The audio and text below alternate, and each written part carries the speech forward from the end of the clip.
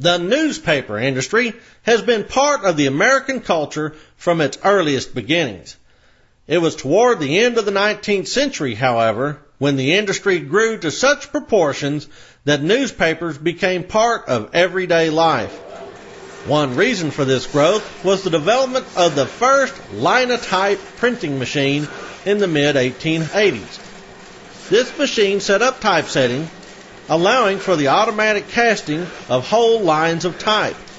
Improvements continued over the next several decades so that printing was not only faster but cheaper, making it possible for even lower-class citizens to purchase a paper on occasion. These improvements led to tremendous competition between newspaper companies for readers. To meet this competition, many publishers, like Joseph Pulitzer and William Randolph Hearst, frequently printed scandalous or sensational stories to lure readers. They even began to print drawings and comic strips to reach a broader audience. These strategies worked immediately, and many papers across the nation followed the example.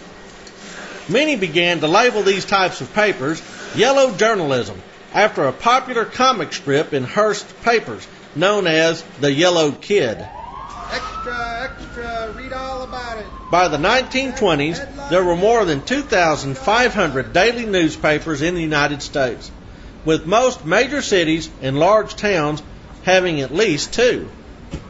But the decade of the 1920s would be the beginning of the long decline for the popularity of newspapers. Competition from other new media would start to erode the newspaper's place in American life. The radio was the first major blow to the hegemony of the paper empire.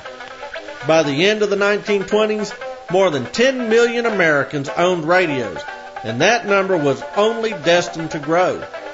Nevertheless, the newspaper industry had quite a heyday, and its place in American history is secure.